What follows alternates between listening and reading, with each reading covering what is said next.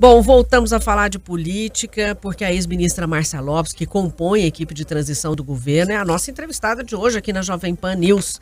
A entrevista está sendo transmitida simultaneamente para as rádios de Curitiba e também de Maringá. Isso mesmo, a partir de agora a gente entra em cadeia, né? Londrina, Maringá, Curitiba, todo o estado do Paraná, aqui pela Jovem Pan. E Márcia Lopes foi confirmada pelo vice-presidente eleito Geraldo Alckmin na terça-feira como integrante da equipe de transição.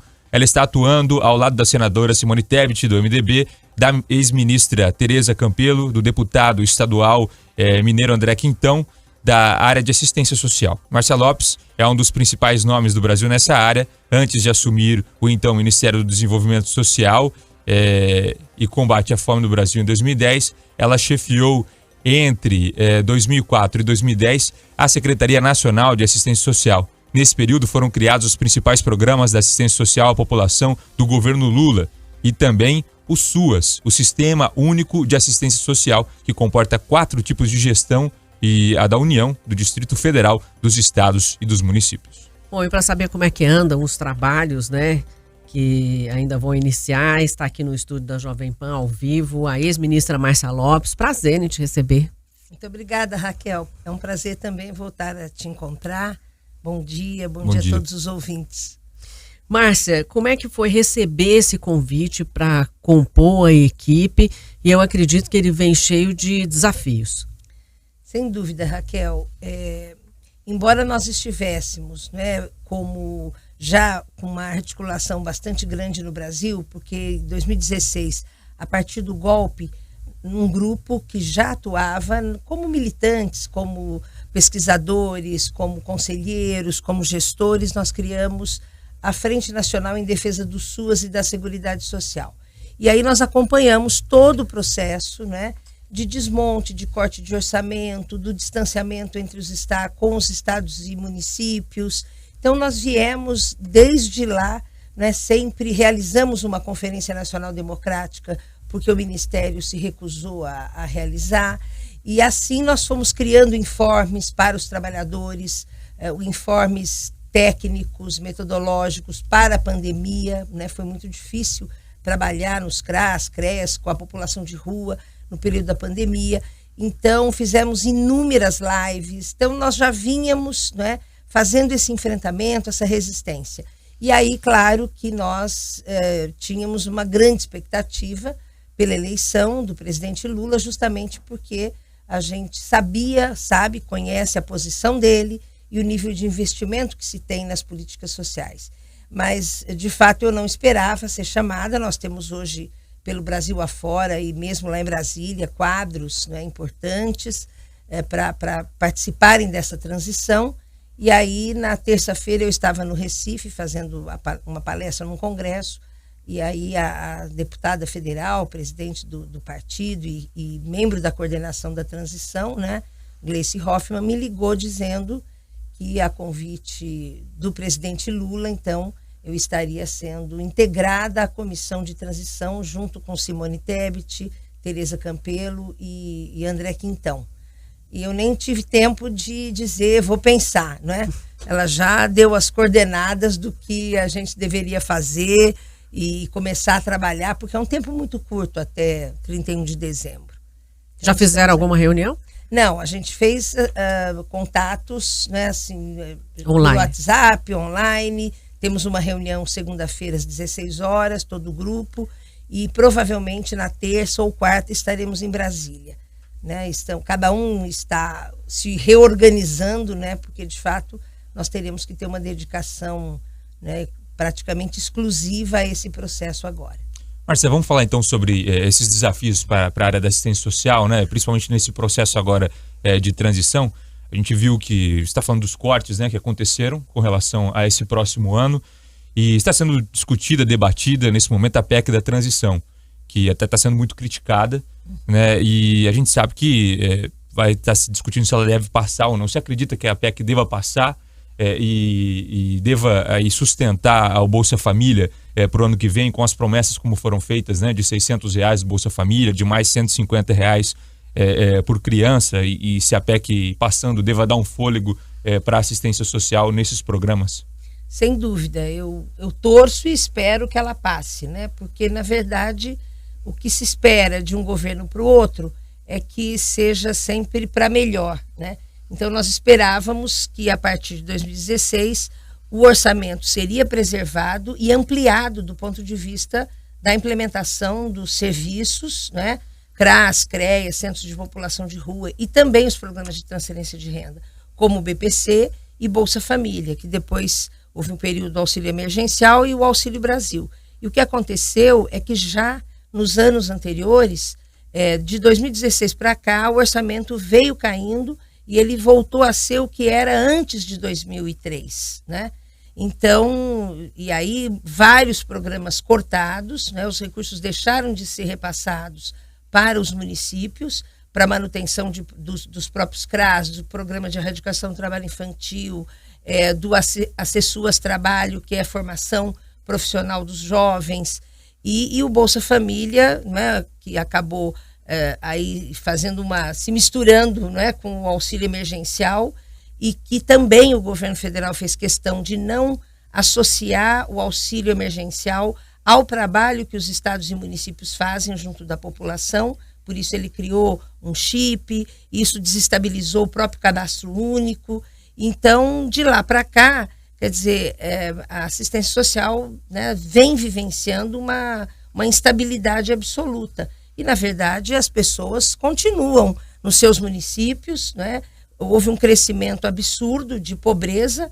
Aqui em Londrina, por exemplo, eu posso mandar para vocês depois, a gente tem os relatórios de informação, havia 30 mil famílias no cadastro único, hoje tem 66 mil. Ou seja, mais que dobrou o número de famílias no Cade Único. No Brasil, tem 38 milhões de famílias no cadastro único, o que era 22 milhões. Então, obviamente, cresce a demanda por proteção, né? Enfim, crescimento do desemprego, inflação, custo dos alimentos. Então, voltou a ser uma questão de sobrevivência. E aí, este ano, para o ano que vem, quer dizer, o que era 2,7 bilhões para a manutenção dos serviços nos municípios, veio para 1,1, 1 bilhão praticamente. Isso já nos 2 anos anteriores. Para o ano que vem, a previsão é de um corte de 96%, ou seja, iria para 128 milhões. Acaba o Sistema Único de Assistência Social. Então, essa questão de negociar com os parlamentares, e quem está fazendo isso, inclusive, são os próprios prefeitos, as associações de prefeitos, né, os gestores, os parlamentares em nível estadual, os conselheiros, os técnicos, os trabalhadores, os próprios usuários, porque senão ano que vem não tem serviço. Márcia, a gente sabe da importância do trabalho social, você já citou várias frentes aí que são importantíssimas, né? Mas a gente também sabe da questão financeira. Como fazer isso sem estourar o teto de gasto, sem gerar um impacto aí de uma maneira até irreversível na questão econômica, que a gente está num momento bem sensível, vamos dizer assim, né? E qual que é a sua opinião sobre esse assunto? Olha, na verdade, o que sempre aconteceu no Brasil é que a área social, ela sempre esteve subordinada, né, à dependência de ter recursos econômicos ou não. E é claro que você se lembra quando se dizia que era preciso primeiro o bolo crescer para depois dividir. E isso gerou como diz uma autora, Virginia Fontes, uma massa de descartáveis, né? Então, isso foi criando uma situação de absoluta miséria, pobreza, desigualdade no Brasil.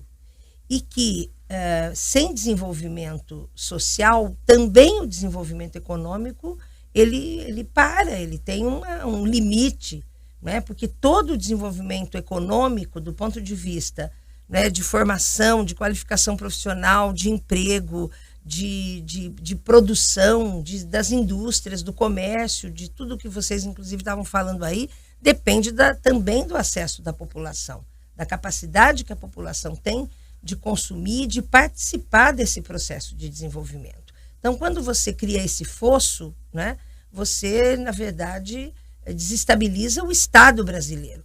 Então, quando o presidente Lula entrou em 2003, também não havia orçamento. O orçamento na área da assistência era de 8 bilhões.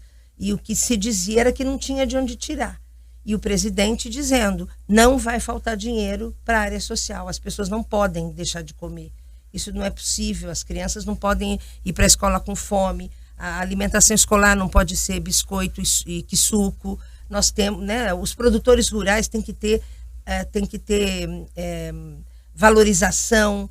Então, quando nós criamos o Fome Zero com 13 ministérios, eu coordenei esse grupo de trabalho, nós fomos aliando, né, as políticas públicas de alimentação escolar, de acesso ao crédito pelo PRONAF, dos pequenos produtores, dos restaurantes populares, da transferência de renda do Bolsa Família.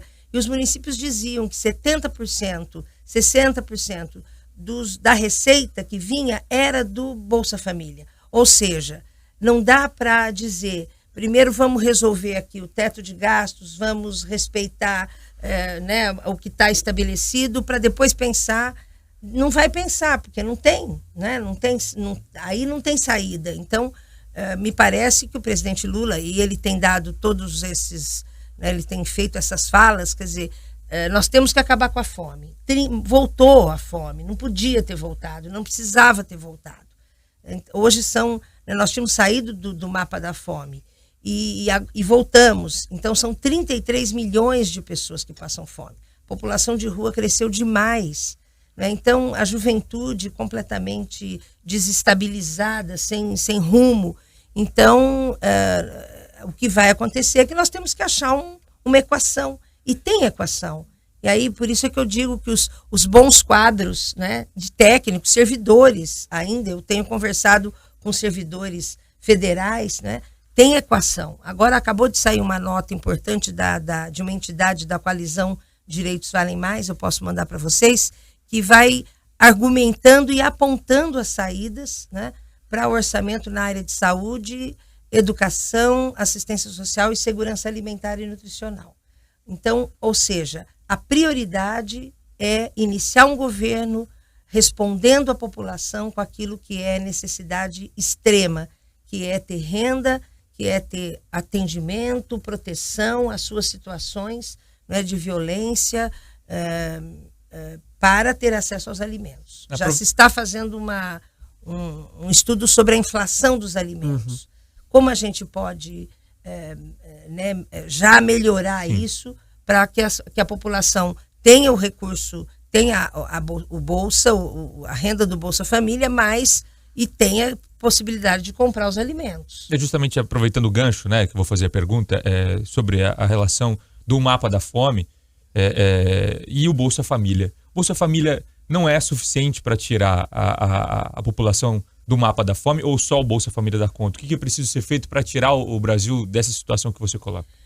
Bem, na verdade, o Bolsa Família, diferente do que tem sido o Auxílio Brasil, ele não é um programa só de transferência de renda, não é? O Bolsa Família, ele é referenciado no cadastro das famílias, né? Então, se sabe o perfil dessas famílias, quantas são e quem são as mulheres, se elas têm acesso à educação ou não, se elas trabalham ou não, quem são as crianças, se estão no trabalho infantil, se tem abuso sexual, se tem idoso em situação de abandono, se tem pessoa com deficiência sem acesso a serviços. Então, o Cadastro Único, ele faz esse diagnóstico das famílias. E a partir daí, além da renda, né, as próprias condicionalidades de assegurar que as crianças estejam na escola, que a alimentação na escola seja boa, que as crianças estejam sendo acompanhadas pela saúde, que se voltem os programas e com outro desenho, porque o mundo mudou, a realidade mudou, o cenário mudou. Mas, por exemplo, nós associávamos, né, nós criamos o PNAE, a Lei do Programa Nacional de Alimentação Escolar, que exige que no mínimo 30% da alimentação escolar venha da agricultura familiar. Então, quando você faz isso, você dinamiza a produção local. E aí os pequenos produtores passaram a produzir e vender. Tem município, inclusive aqui no Paraná, Paraíso do Norte é uma experiência que 70% dos alimentos da alimentação escolar vem da agricultura familiar. Então, cisternas, restaurantes populares, as cozinhas comunitárias, o acesso a crédito. Nós tínhamos uma parceria com o Banco do Nordeste, que as pessoas, as mulheres iam lá, tiravam R$1.000, compravam coco, iam vender lá na praia, ao final, né, voltava com dinheiro para o banco e com o dinheiro que eles conseguiam sobreviver. Isso foi para os pescadores, isso foi para as quebradeiras de coco, isso foi para as mulheres que trabalham, principalmente, né, para as mulheres que trabalham no campo. Então, quando você, por exemplo, nós fizemos uma parceria com a CEBIC, com a Confederação da Construção Civil, onde se priorizava as mulheres para trabalhar na construção civil na área de acabamento. E foi uma experiência importante, eu me lembro, eu fui com o presidente Lula num evento em São Paulo com 1.000 mulheres do Bolsa Família que estavam sendo empregadas na construção civil para fazer acabamento, e eles diziam que elas, né, que o trabalho era bom, que o resultado era bom. Então, nós temos que associar a transferência de renda ao conjunto de necessidades básicas das famílias, né, e que isso mexe com a economia, porque isso mexe, né, com acesso a crédito, isso mexe com qualificação profissional, com novos empregos, isso mexe com a própria qualidade dos serviços públicos. Márcia, voltando a falar em dinheiro, né? Porque a gente tem um importante trabalho aí da rede social, o CRAS, o CRES, né, que você até citou, e para o ano que vem a gente tem um orçamento, né, que não chega a 30 milhões. Em 2015, e você também já citou isso, esse orçamento era de 3,4 bilhões. De onde tirar esse dinheiro para financiar esses projetos? A gente volta ao que você falou, vai depender da PEC de tirar para poder do teto para poder viabilizar os projetos, e se isso não acontecer, não é possível? Na verdade, esse é vamos dizer, uma tarefa, né, do quadro que está lá para discutir exatamente a economia. Nós temos aqui do Paraná o próprio deputado Enio Verri e outros economistas, né, que estão lá exatamente agora batendo a cabeça para né, para tomar essa decisão, porque na verdade a administração pública federal, ela tem uma estrutura, né, de ministérios, de áreas, né, e ela tem uma dinâmica própria de responsabilidades, de leis aprovadas, de orçamentos aprovados. Então, nesse momento, a gente, sinceramente, não tem essa informação de onde estão os recursos, porque tem recursos, né? O Brasil tem receita, o orçamento existe. Qual foi a opção feita? Por isso que houve uma indignação com a questão do orçamento secreto, porque, obviamente, a emenda parlamentar, ela é um instituto previsto na Constituição de 88. O nosso campo, inclusive, sempre questionou muito a existência das emendas, porque as emendas não saem do bolso do deputado. Quando a gente vê, às vezes, outdoor de deputados dizendo trouxe escola, trouxe construções, asfalto, isso é recurso do orçamento, né?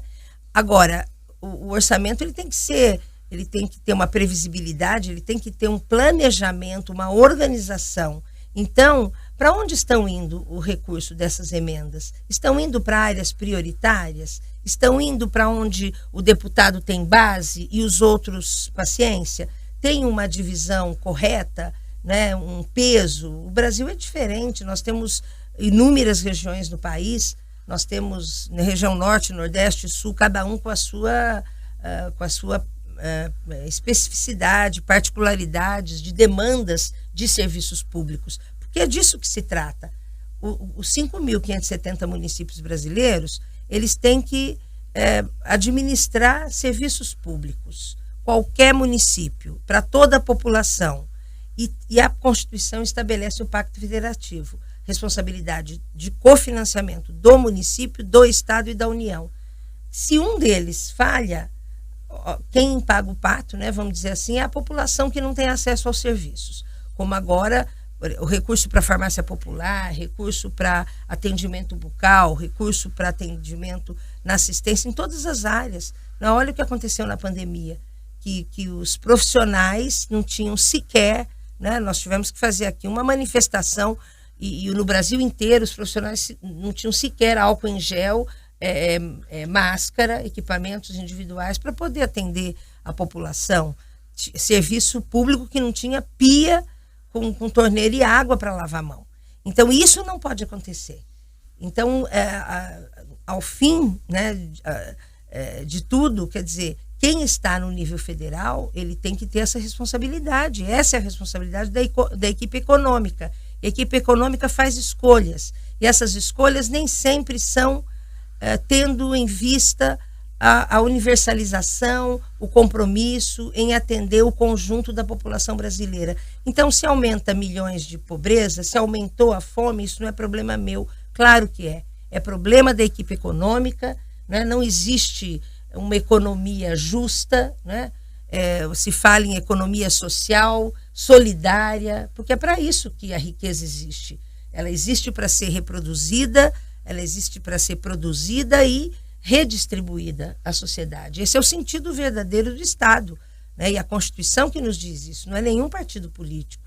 É a Constituição brasileira que fala do Estado democrático de direito. Que, na verdade, esse é o mundo ideal, né, Márcia? Porque o que a gente vê em todos os governos, né? É que se você não fizer uma composição política, se você não ceder aqui e ali, claro, não governa. Não há dúvida. Mas quando há vontade política, e isso o presidente Lula fez sempre com brilhantismo.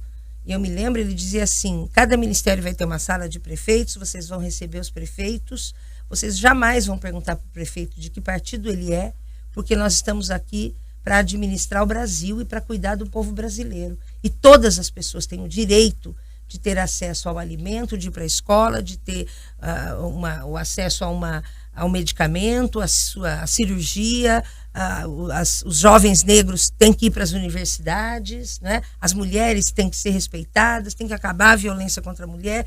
Isso tudo faz parte de uma grande engrenagem.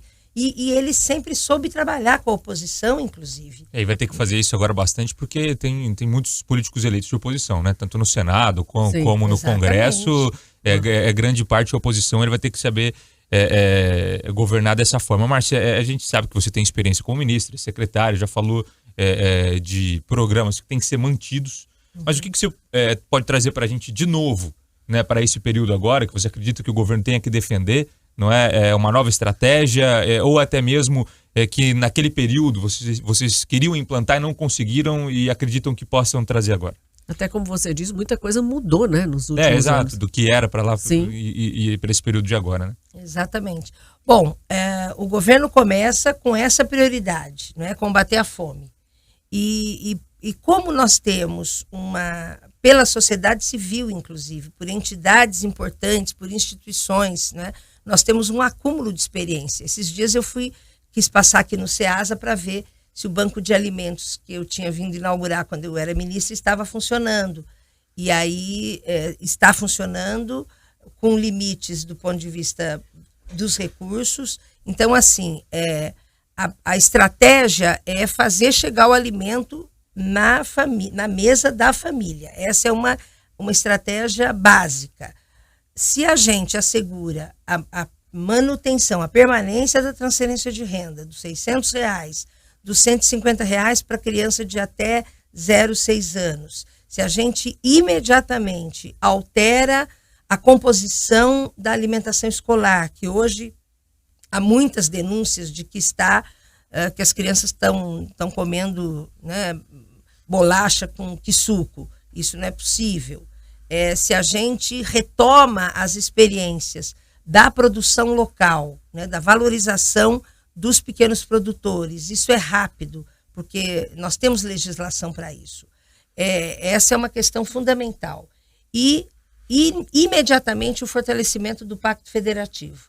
O presidente já falou que a primeira coisa que ele vai fazer é chamar os governadores e os prefeitos, porque o que aconteceu nesse governo foi uma ruptura do Pacto Federativo. O governo administrou, sendo ele né, como governo federal, e não dialogando e não entendendo as necessidades dos estados e municípios. Então, isso também é uma outra decisão que já está tomada, né?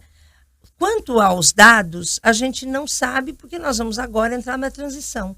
A gente teve muita dificuldade em obter informações. Então, nós não sabemos exatamente, pode ser até que tenha dinheiro nos fundos, porque também o governo decidiu tirar o Fundo Nacional da Assistência Social da área da assistência social e reunir os fundos no gabinete dele, uma coisa que não é recomendável, né? Quer dizer, os fundos têm que estar junto com a política.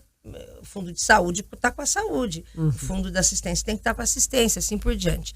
Nós vamos descentralizar ações, né, fazendo consórcios entre os municípios. Nós temos 80% dos municípios brasileiros são municípios muito pequenos e que não precisa reproduzir ações e programas em cada um. Então, reunir consórcios para fazer acolhimento, para fazer abrigo de crianças e adolescentes, para fazer experiências, inclusive, na área de segurança alimentar. Tem município que não tem mais terra para produzir, mas o município vizinho tem.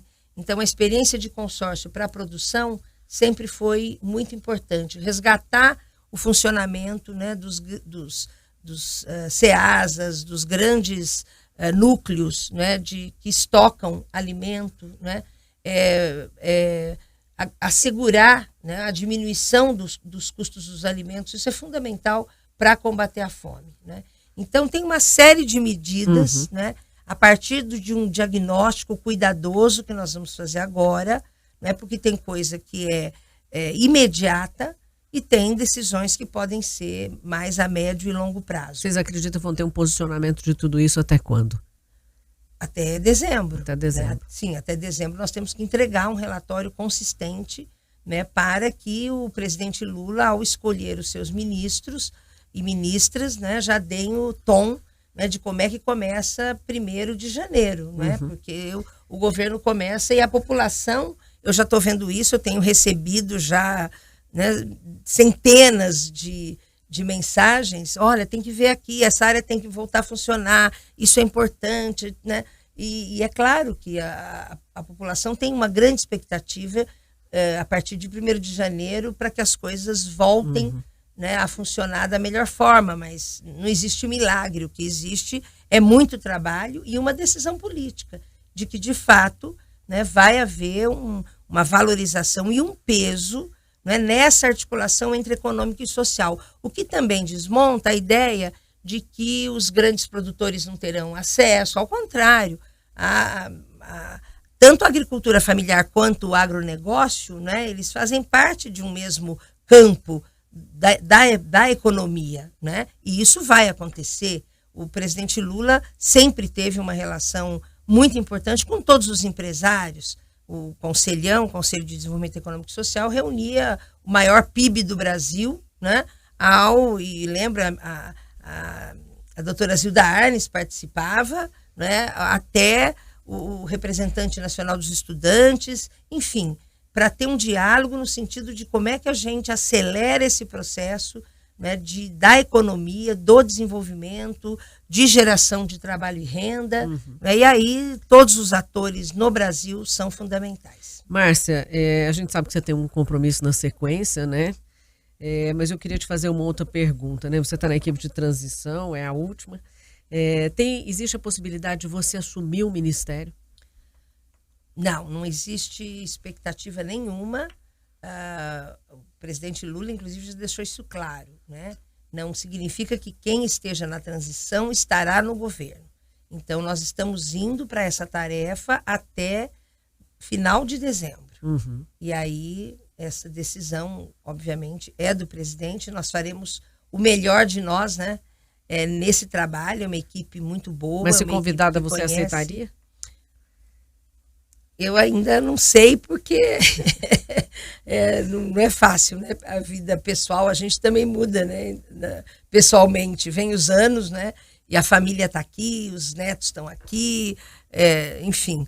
O foco é colaborar mesmo com a equipe de transição. Nesse momento eu não tenho posição e é isso mesmo. O objetivo é chegar até 31 de dezembro com um bom trabalho feito, né, para o povo brasileiro, para que as pessoas de fato voltem a ter esperança. Isso já está acontecendo na minha área, principalmente, está todo mundo eufórico, né, no Brasil inteiro. Nós temos lá o Consórcio Nordeste, a Frente Nacional, os vários fóruns, e as pessoas estão assim muito esperançosas, né, que de fato o Estado volte a ser pleno, né, a ser uma liderança para o povo brasileiro. É isso que a gente quer.